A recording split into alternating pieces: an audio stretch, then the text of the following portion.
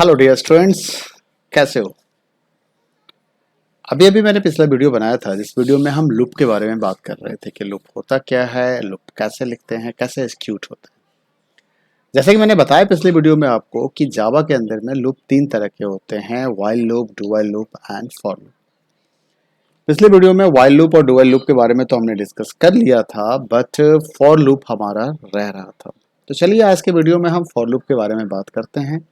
इसके लिए मैं सबसे पहले आपको अपने स्क्रीन पे ले चलता हूँ और वहाँ पे आपको दिखाता हूँ फॉर स्टेटमेंट्स के बारे में कि फॉर स्टेटमेंट्स हम कैसे यूज करेंगे। जैसे कि आप देख पा रहे हैं कि आपके सामने मैंने एनसीईआरटी की बुक को ओपन कर रखा है और ये इसलिए ओपन है ताकि मैं इसको आसानी से आपको एक्सप्लेन कर सकूँ और टाइम भी कम लगे। पहले तो जानिए कि फॉर लूप होता क्या है। फॉर लूप को हम फाइनाइट कंट्रोल फॉर लूप के नाम से जानते हैं। फाइनाइट कंट्रोल क्योंकि ये ऐसा लूप है जो डेफिनेट नंबर ऑफ टाइम्स के लिए एग्जीक्यूट कराया जाता है। कई बार आप भी सोचते होंगे कि आखिर क्या कारण है व्हाइल और फॉर दो तरह के लूप का।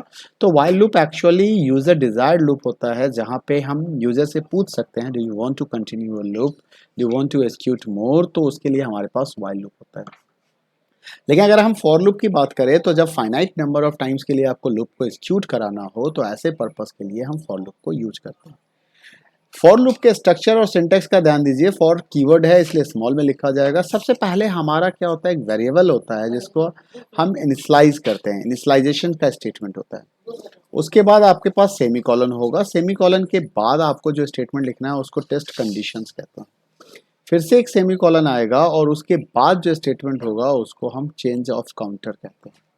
मीन्स इंक्रीमेंट और डिक्रीमेंट ऑफ वेरिएबल कहते हैं या री अपडेशन स्टेटमेंट, अपडेट स्टेटमेंट के नाम से हम जानते हैं। देन ओपन करली ब्रैसेस, क्लोज करली ब्रैसेस, और इसके अंदर में जो स्टेटमेंट लिखा जाएगा उसे हम बॉडी ऑफ लूप कहेंगे। This is my body of loop. ठीक है। तो अब यहाँ पे ध्यान रखना है कि जो सेमी कॉलन है, this semicolons are the very important for अस।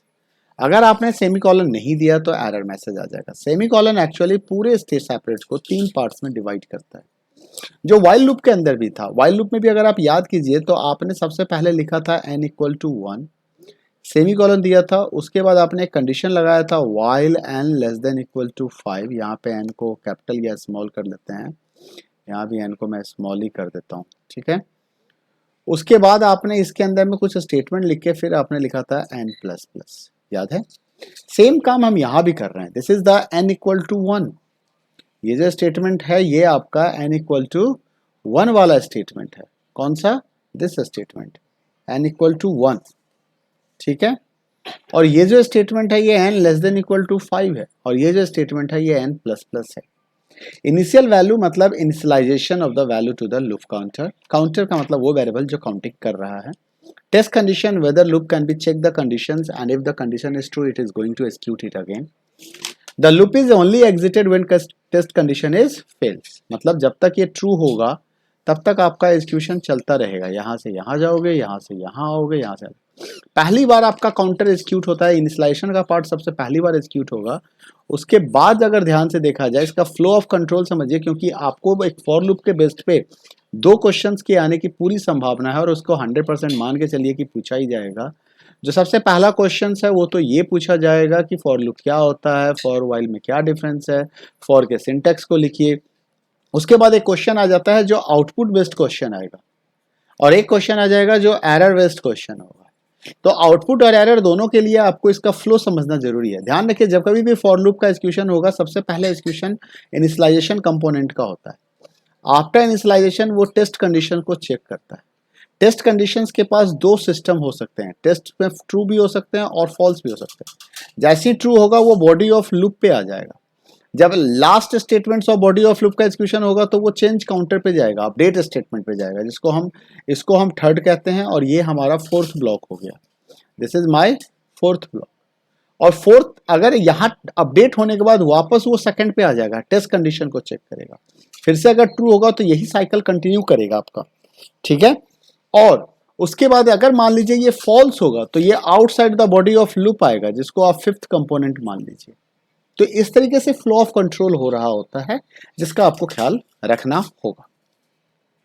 इसके बाद आपके पास देखिए, जैसे एक एग्जांपल के तौर पे यहाँ पे प्रोग्राम लिखा गया है 1 to 5 को प्रिंट करने के लिए, for integer equal to num equal to 1, number less than equal to 5, plus plus number, print increment को यूज किया गया है, square of a number and number equal to number. तो यहाँ पे आप देखिए, यहाँ पे अगर आप फॉर लूप उसमें अंतर कीजिएगा तो ये प्लस प्लस नंबर पहले आप यहाँ लिख रहे थे व्हाइल लूप में, बट अब कहाँ चला गया, इस पोजीशन पे आ गया। टेस्ट कंडीशन इनिशियलाइजेशन, आप इनिशियलाइजेशन करते समय वेरिएबल को डिक्लेयर भी कर सकते हैं।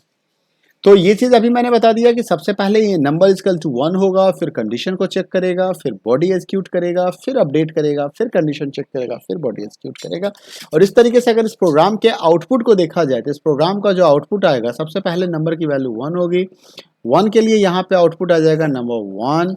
अब क्योंकि यहाँ पे प्रिंट लगा हुआ है, यहाँ पे प्रिंट एलन लगा हुआ है, प्रिंट के केस में क्या होता है, कर्सर सेम लाइन में रुक जाएगा, यहीं पे रुक जाएगा, और तो यहाँ पे ये 1 प्रिंट कर देगा। उसी तरह से square of 2 is equal to 4 print कर देगा, square of 3 is equal to 9 print कर देगा, square of 4 is equal to 16 print कर देगा, और square of 5 is equal to 25 print कर देगा। तो ये कुछ आउटपुट आपके सामने आएगा अगर आप इस प्रोग्राम को एक्सिक्यूट कराते हैं।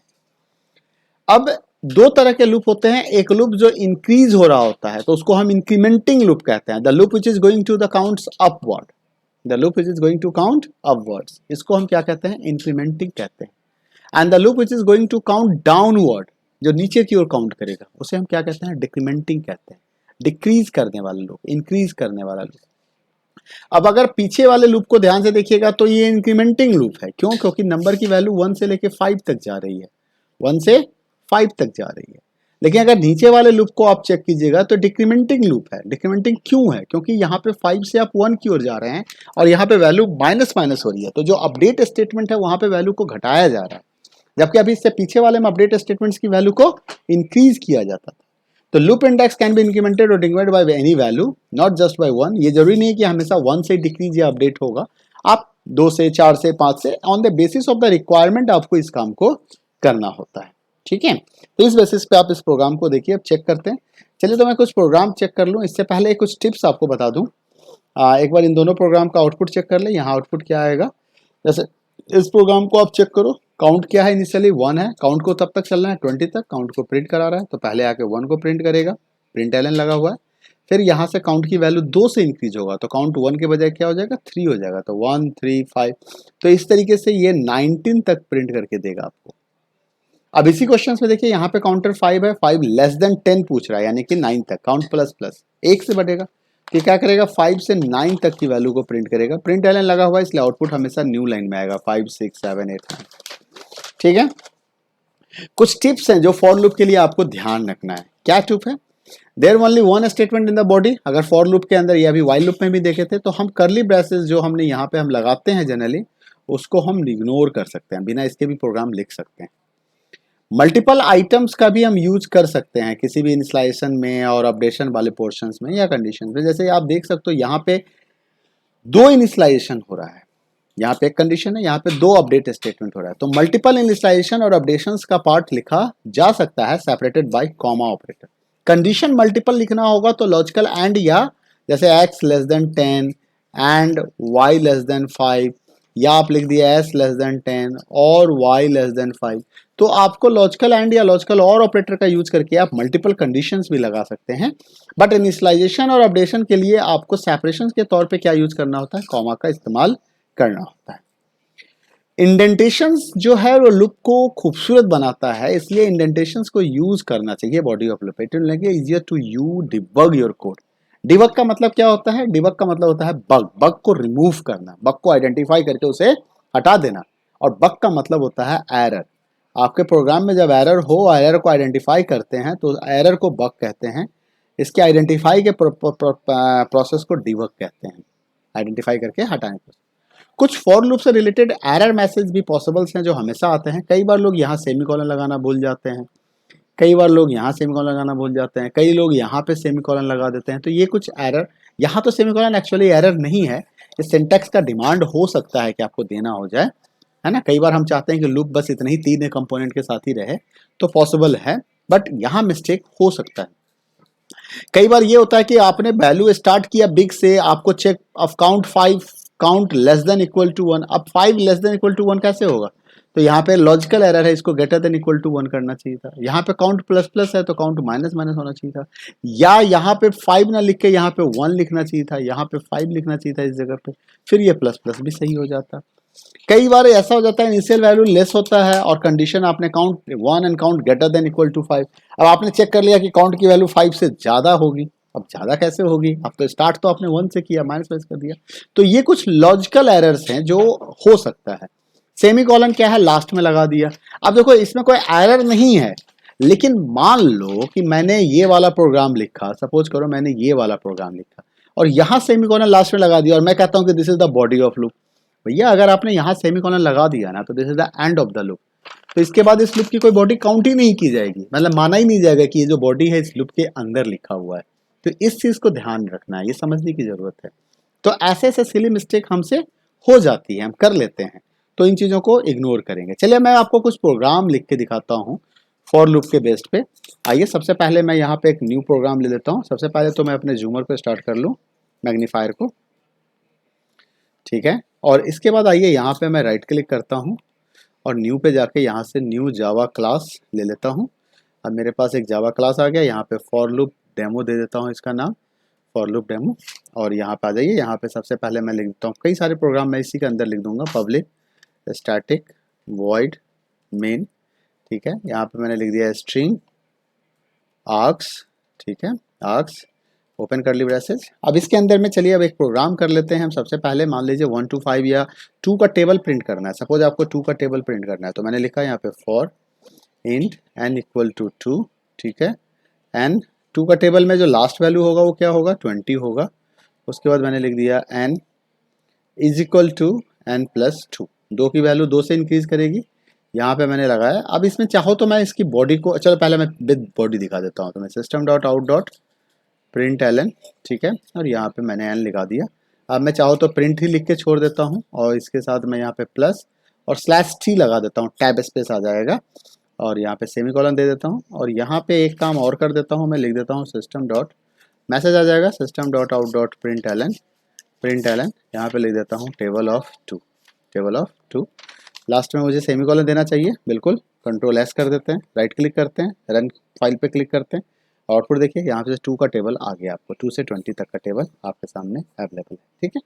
अगर मान लीजिए 5 का टेबल करना है तो क्या करोगे, इसको 5 लिख दो, यहाँ पे 5 लेस देन 50 लिख दो और यहाँ पे n इक्वल टू प्लस 5 कर दो। अब यही प्रोग्राम देखो कितना ईजी हो गया आपके लिए टेबल बनाना। अब देखिए ये 5 के टेबल को प्रिंट कर देगा। अगर इसी चीज़ को डिक्रीजिंग ऑर्डर में करना है, मान लीजिए मैं चाहता हूँ कि 5 का टेबल रिवर्स ऑर्डर में भी प्रिंट हो जाए, है ना, तो मैं इसको कॉपी पेस्ट कर लेता हूँ, कंट्रोल C, ठीक है। यहाँ पे आके कंट्रोल V कर देता हूँ। ऊपर चलते हैं, यहाँ पे टेबल ऑफ 2 के बजाय टेबल ऑफ 5 लिख देते हैं और यहाँ पे रिवर्स टेबल ऑफ 5 लिख देते हैं। क्या लिख देते हैं, reverse table of 5, reverse table of 5, ठीक है। और अब यहाँ पे क्या करोगे आप, क्योंकि रिवर्स टेबल प्रिंट करना है तो ये 50 से स्टार्ट होगा और यहाँ पे ग्रेटर देन इक्वल टू 5 लिखा जाएगा और यहाँ पे n equal to n minus 5 किया जाएगा। ये कौन सा लूप बना, इसको डिक्रीमेंटिंग लूप कहेंगे। कौन सा लूप कहेंगे, डिक्रीमेंटिंग लूप कहेंगे। अब मैं क्या करता हूँ, इसको रन करा देता हूँ। अब रन करा के देख लेते हैं आउटपुट क्या है। अब देखो यहाँ पे 5 से 50 तक का भी टेबल आ गया और 50 से 5 तक का भी टेबल प्रिंट आ गया। यहाँ पे एक काम कर देता हूँ, एक लाइन लिख देता हूँ, क्योंकि वो system dot out dot print ln, बस ये लगा के छोड़ देते हैं और इसको शिफ्ट के साथ रन करा दो तो अब प्रॉपर आउटपुट आ जाएगा। जैसे यहाँ पे देखो reverse table of 5 and table of 5, ठीक है, इस तरीके से हो गया। अब मान लीजिए इसमें फॉर लूप का बहुत ज़बरदस्त इस्तेमाल है, आप कुछ और भी प्रिंट कर सकते हैं। आइए मैं आपको एक चीज़ और दिखा दूँ। फॉर हो गया, चलो फैक्टोरियल ऑफ प्रोग्राम, फैक्टोरियल का प्रोग्राम, प्रोडक्ट ऑफ नंबर्स या फैक्टोरियल ऑफ नंबर का प्रोग्राम बना देता हूँ। इंट एन, यहाँ पे मान लीजिए मुझे फैक्टोरियल निकालना है किसी का, कोई नंबर 5 का फैक्टोरियल निकालना है, तो आप कैसे करोगे, यहाँ पे हम फैक्टोरियल इक्वल टू 1 लिख देते हैं, ठीक है। उसके बाद मैं यहाँ पे लिख देता, चलो री इंस्लाइशन, मैं 2 इंस्लाइशन करके दिखाता हूँ। फॉर यहाँ पे लिख दिया fact equal to 1 comma n equal to 1, और फैक्टोरियल किसका निकालना है, 5 का निकालना है, तो n less than equal to 5 करेंगे और यहाँ पे एन प्लस प्लस लिख देंगे। इसके अंदर में मैंने क्या किया, यहाँ पे लिख दिया fact equal to fact multiply n, fact equal to fact multiply 1 और यहाँ पे लिख दिया फैक्टोरियल ऑफ 5, फैक्टोरियल ऑफ 5 और यहाँ पे कॉमा या प्लस, प्लस में यहाँ पे फैक्ट, लास्ट में सेमीकोलन। अब इसको रन करा दीजिए तो अब देखिए आपका आउटपुट क्या आएगा। फैक्टोरियल ऑफ 5 लिखते हैं, यहाँ पे नीचे क्या हो गया, अरे यार कहीं कुछ मिस्टेक है। हाँ, मिस्टेक क्या किया मैंने इंटीजर नहीं लिखा यहाँ पे, int fact equal to 1, int n equal to 1, ठीक है। अब यहाँ पे क्या कह रहा है इसको चेक कर लीजिएगा। क्लास एक्सपेक्टेड मीन्स हमने कहीं कोई मिस्टेक कर दिया नहीं, बार बार इंट लगाने की जरूरत नहीं है क्योंकि इंट से काम इसी से हो जाएगा हमारा, ठीक है। अब यहाँ पे इसने क्या एरर मैसेज दिया, fact, fact equal to 1, fact equal to fact multiply. अब देख लेते हैं क्या एरर मैसेज है। Can not find symbol variable fact location class for loop. तो हमने फैक्ट इक्वल टू 1 लिख ही दिया है और इसको, अच्छा ये आउटसाइड एक्चुअली, हाँ एक चीज़ और जानना है हमें, इसको स्कोप ऑफ वेरिएबल्स कहते हैं। स्कोप वेरिएबल्स का मतलब हो गया कि अगर कोई वेरिएबल आपने लूप के अंदर डिक्लेयर किया है तो वेरिएबल आपको लूप के बाहर नहीं दिखाई देगा, उसका स्कोप वहाँ पे खत्म हो जाता है आउटसाइड द लूप। अब देखो ये एरर खत्म हो गया। अब यहाँ पे प्रिंट के जगह पे क्या लिखना पड़ेगा, system dot out dot print ln लगा देते हैं यहाँ पे, प्रिंट एलन, ठीक है। तो इस तरीके से देखो आ गया ना। तो रन करा के एक बार चेक कर ले कि फैक्टोरियल का प्रोग्राम कैसा रन कर रहा है। तो ये देखो फैक्टोरियल भी आ गया हमारा, फैक्टोरियल यहाँ लास्ट में आया होगा, फैक्टोरियल ऑफ 5 120। यहाँ पे प्रॉपर मैसेजिंग भी कर सकते हैं। अब मान लीजिए मैं चाह रहा हूँ कि ये नए लाइन पे प्रिंट हो, तो इसके लिए आप यहाँ पे /n लगा दीजिए, /n लगा के इसको शिफ्ट के साथ रन करा दीजिए। तो रन कराते हैं एक बार फटाफट, तो आप देखिए अब आपका प्रॉपर आउटपुट हो गया फैक्टोरियल ऑफ 5 120। अगर मान लो कोई फैक्टोरियल ऑफ 10 निकालना चाहता है तो यहाँ पे सिंपली 10 लिख दीजिए, ठीक है। और यहाँ भी 10 लिख दीजिए, और कुछ नहीं तो मैसेज है यहाँ तो आप कुछ भी लिख दीजिए, कोई बात नहीं, कोई फ़र्क नहीं पड़ेगा आपको। 10 लिख के कंट्रोल के साथ राइट क्लिक कीजिए, शिफ्ट के साथ F6, और ये देखिए आपका फैक्टोरियल ऑफ 10 भी आ गया। इट्स ईजी, इंपॉर्टेंट क्वेश्चन है, आ भी सकता है आपके एग्जाम में। कुछ आउटपुट बेस्ड भी क्वेश्चन पूछे जाते हैं तो उसकी प्रैक्टिस कर लीजिएगा एक बार। चलिए मिलते हैं अगले वीडियो में फिर नए इन्फॉर्मेशन के साथ। तब तक के लिए आप अपना ख्याल रखें, और वीडियो को लाइक नहीं किया है तो लाइक करें, चैनल सब्सक्राइब नहीं किया है तो सब्सक्राइब कर लें। Thank you, bye bye, take care.